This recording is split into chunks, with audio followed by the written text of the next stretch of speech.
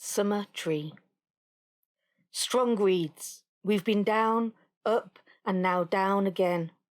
The Jotun think that they are safe. The Jotun think they are secure. We will make them regret that. Return to the shadows, lay low, and deny them respite. Our allies in House Greywater will bolster us, and we will give them no rest. Be their worst fucking nightmare. Amberlin P. Black, General of the Strong Reeds. Cracked mud. The marshes of parch under the relentless heat of the great drought. The trees wither beneath its unrelenting gaze, and the Jotun wash across Bregasland like the tide roaring in. The rushes and Graven March fall in short order to a force of more than 30,000 orcs on their human allies. Matilda Fisher plants a battle standard bearing the likeness of a leaping fish in the town square at Graven, and that seems to be that. The marshes are now completely under control of the fishers, aided by the great armies of the Western Orcs. Or rather, not entirely under her control. The Bregas are marchers, and they have heeded the words of their friars and monks. Those who have not fled to Mitwald or the Morn, and there are many who have not fled, remain in their homes but offer the absolute minimum of cooperation to the conquerors. If their fellow marchers, their neighbours to the east, thought the Bregas were surly and uncommunicative with them, it is nothing to the way they treat the invaders. For the most part, they are careful never to step over the line into active resistance. They keep their farms only by dint of having sworn to be thralls, with all that entails after all.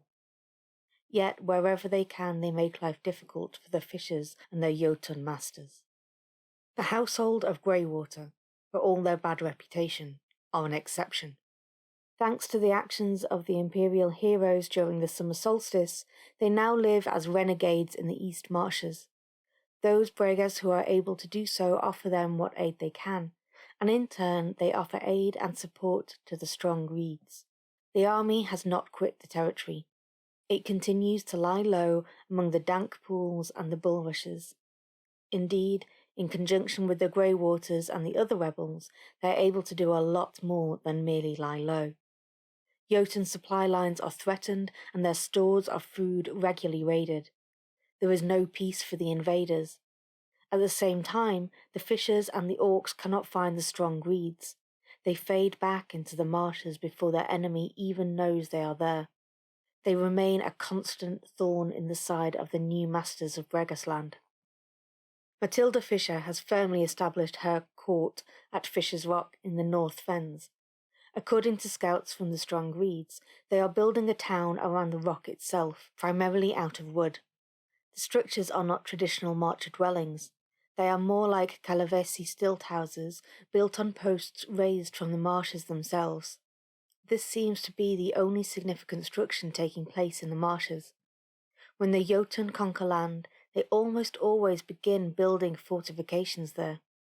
Bregasland appears to be the exception, most likely because the only place to easily fortify is Graven Marsh.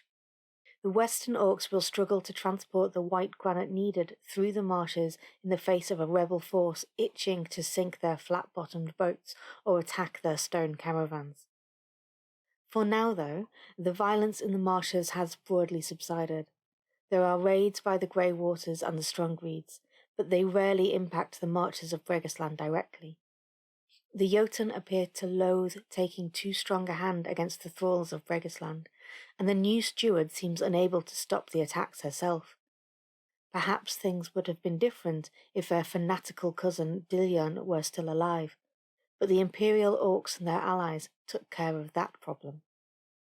Things in the territory are still unsettled, but for many, life continues almost the same as it did under the Empire.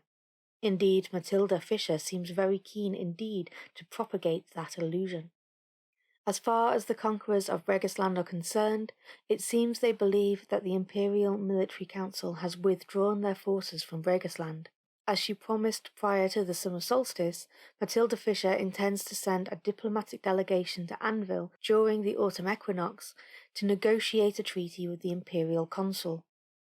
They will arrive at some point during the autumn equinox. Details are not yet forthcoming, and the main topic for discussion will be the continued neutrality of Regisland as a free state between the Jotun and the Marchers. Given previous negotiations were heated, to put it mildly, the magistrates are at great pains to remind everyone that law of delegation protection guarantees the safety of all representatives of barbarian nations coming to Anvil. The law protects them until they have returned to their own lands. Game information. Regisland. With House Greywater having established hidden camps deep in the western marshes, there is a network of support for the strong Greeds in Regisland. Whenever they take the lay low order in the territory while the Greywaters remain free to help them, they will prevent any enemy army from being able to resupply, but will be able to benefit from both natural and emergency resupply themselves, even if there are hostile forces present.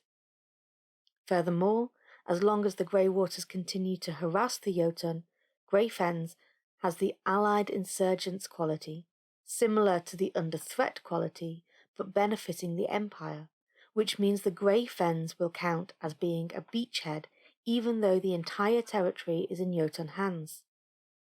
There is an additional unexpected benefit that arises because the strong Reeds were in the territory when it fell. Even though the territory is now entirely in Jotun hands, the army is not forced out. The general of the strong Reeds can continue to give the lay low order. They are not forced out of the territory.